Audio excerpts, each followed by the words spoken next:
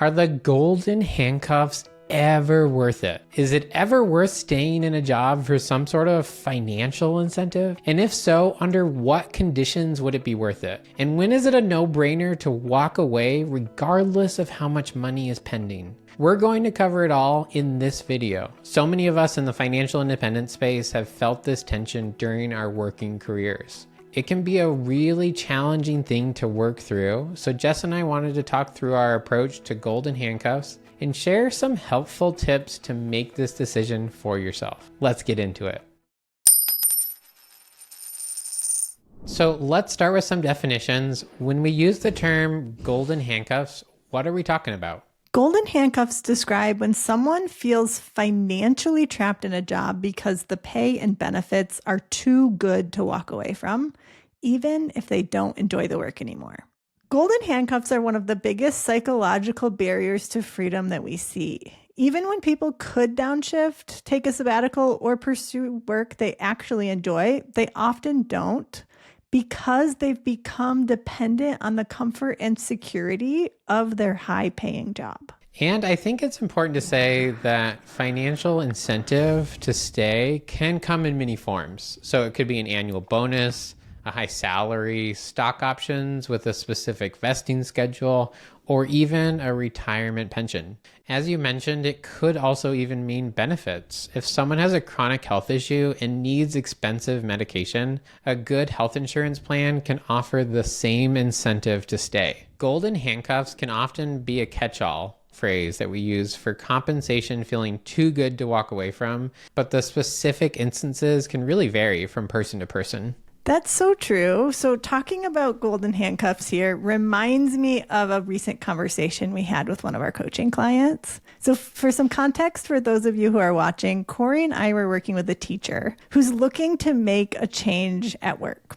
She's considering taking a sabbatical, reducing her hours, or just quitting her job altogether. However, if she works just 3 more years, she'll receive a pension of $24,000 a year. So to anyone hearing this for the first time, it may seem like a no-brainer for her to keep working for another 3 years for that $24,000 a year. But it's a bit more complicated than that because she's already extremely burned out and she's already technically reached her financial independence number. And on top of that, she currently has one of her children who's experiencing a health crisis, which is taking a lot of time and energy outside of work.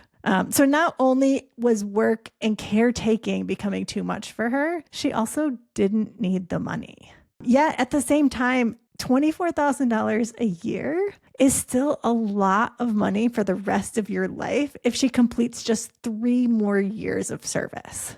So this is a great example of how the golden handcuffs can come in many different forms, and this is one solid example of what we mean. This actually tees up the conversation that I wanted to have today around when it's actually worth staying in a job because of the financial incentives, and also scenarios where it's a no-brainer that you should leave. So we've brainstormed and we've come up with 4 reasons why it might make sense to stay. And we've come up with 4 reasons why it would be a no-brainer to leave. So let's start with the reasons why you might consider staying. So the first of those is there might be a big upside from a short duration. So for example, say right now it's November and you are going to get a bonus that's a pretty significant size in January. And you could handle staying, right? It's not going to wreck your mental health for the next couple of months by staying. It could be worth staying to get that bonus. Yeah, I actually did this when I left my day job. So for those of you who are watching, I left my day job 2.5 years ago. And I actually made the decision to leave. I think it was in like October or early November. And I gave a long notice saying, hey, I am going to stay through end of February, partially because I had been with the organization for 10 years. And at the time, like half of the organization reported up to me. So it felt like a big transition.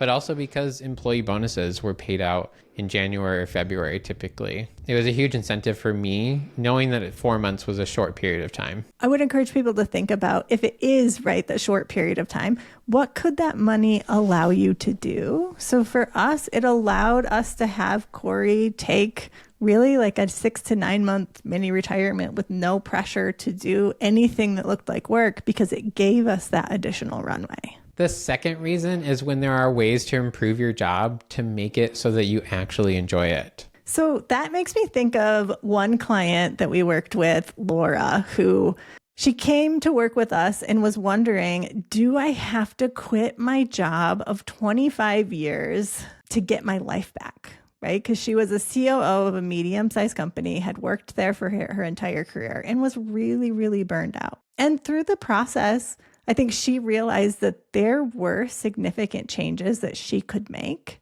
to her job and things that she could negotiate for to make it so that it would work for her. So she started setting better boundaries around her work, working from home several days a week. And then she also even negotiated to be able to take like a 6-week working half-time kind of sabbatical every year so that she would have an opportunity to do things like travel with her son. And all of that was on top of hiring more staff so that she would be able to actually have a realistic workload. And so one thing, if you are considering leaving because of the workload, I would encourage you to think about whether there are ways to improve it.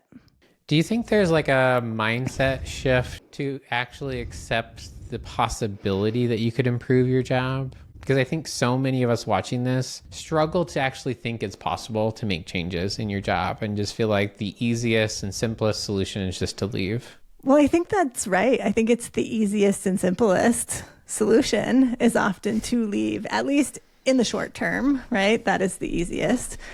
But I think for so many people, there are things that they actually enjoy about their work. So I'm also thinking of another person who I worked with named Kate, who had a similar question, right? She had worked at a university as an administrator for many, many years, and there were lots of things that she enjoyed about the work, but there was just too much of it.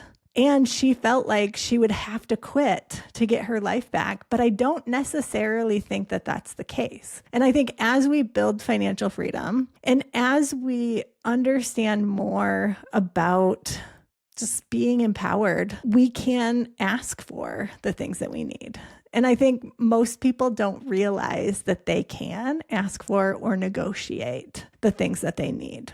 There is something about just asking for what you need. I think so many of us think like, well, I couldn't possibly ask them for that because then what would happen, right? But you're just having a conversation. You're not saying if I don't get this, I'm going to leave. You're not threatening them. It's just more of like starting a conversation and saying, hey, this is really important to me. Is this possible? Yep. And I think the thing that I always like to tell people is no matter what they say or what their reaction is, you just get more data, right? If your other idea is I need to leave and what you get is a terrible reaction from them, then that just gives you more data that would support your hypothesis that you need to leave. But there's so many cases where I've seen people didn't realize they could negotiate. They did, and then things got a lot better for them, and they were able to stay in the job that they liked for a long time and make it work for them. The third reason why it might make sense to stay is maybe you've tied up too much of your identity in your work. But maybe your work actually provides you with a ton of flexibility to focus on your life outside of work. So instead of thinking, oh, I need to quit my job because I need to find something that, fits more with my purpose in life or, all of these things, perhaps you can lean into your life outside of work by taking advantage of all of that flexibility. So for example, someone else that we know, Joel, had his own business, but also had like 2 other jobs on the side and sort of assumed that because he was getting close to financial independence, he should quit the jobs, right? Like there's a should right there. his whole thought process was, well, I should really quit this job. There are things about it that are keeping me from being able to travel as much as I want, and, all of those sorts of things. And I remember having a conversation with him and saying, like, well, if it's really flexible, are there ways that you can solve the problems that you have with it, right? Which was that you feel like you can't just go for like a month. What if you negotiated that and asked them if you could do that? Because there's no award for quitting a job that's working for you, if you can get it to work for you. Yeah. Sometimes we make it feel like it's a big, like, you're a hero or someone special for just saying, like, I quit. At least in the financial independence space, where having money that gives you freedom can empower you to make those decisions. And it absolutely does. But sometimes we go to the far extreme and say, yeah, I quit my job. I didn't want to have to deal with it, when actually there could have been an alternative path, and or it may not have been that important for you to leave your job, and just kind of figured out the flexibility piece of it. So our fourth and final reason for you to stay would be an absence of an emergency fund or FU money. So when you actually need the income to pay your bills, this could be a reason for you to stay in your job. Now, it doesn't mean you have to stay long term, but it may mean that you need to find another job before leaving your current one. And in this situation, I would definitely encourage you to think through, are there ways to make your job work better for you? Set some boundaries or negotiate some more flexibility so that you can have more time and brain space to figure out what your next step is.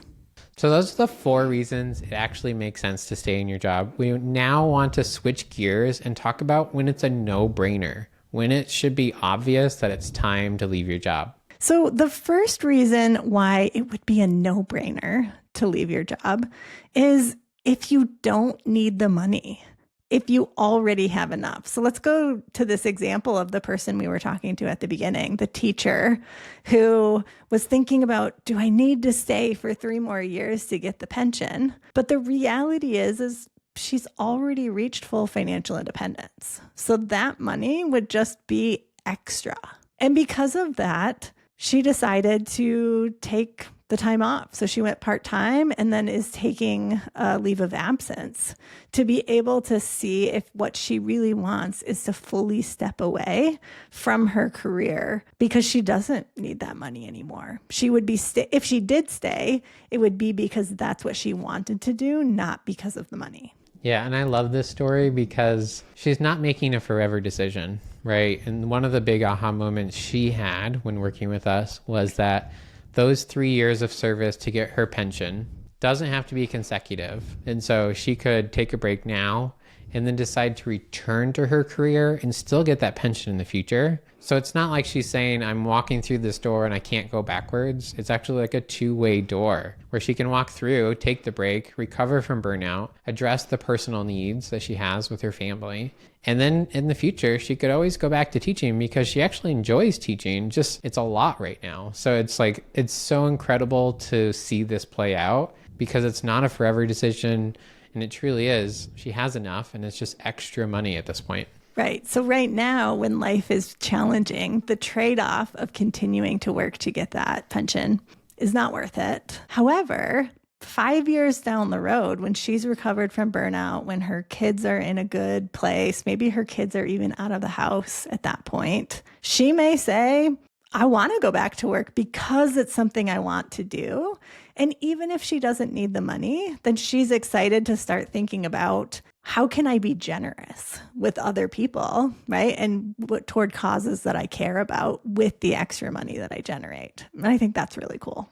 The second reason why I think it would be a no-brainer to leave your job, even if you have the golden handcuffs, is if it's affecting your health. So if you are experiencing anxiety, depression, right? Other mental health challenges or physical health challenges, whether that be migraines, heart palpitations, any of those things, those are good reasons to leave your job. And I can share this as a personal example. In 2018, I was experiencing burnout and definitely had the golden handcuffs and got to a point where I was having severe anxiety and panic attacks that really got me to the point where I couldn't work for 6 months. I couldn't open my work computer without having a panic attack. I would just caution you that if it is impacting your health, take that seriously because it's not going to get better if you don't address it. And it could get much worse, right? The fact that you were pushing through and trying to like grind it out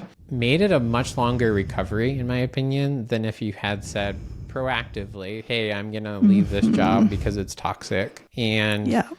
I think so many people push to when they're like reach that breaking point when it could be a lot easier to say, I'm going to leave this position right now before it gets that bad.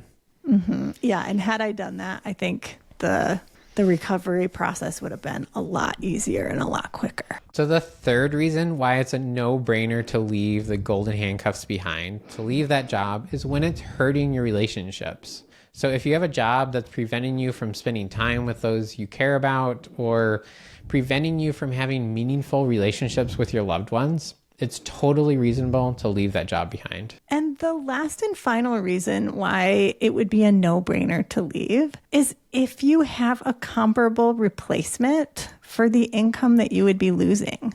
So I would encourage you to think about it. Do you have another potential way to generate that income? How much in demand is your skill set? Would you be able to leave and find another job within the next couple of months that would be good and sometimes even better than the one that you're currently in?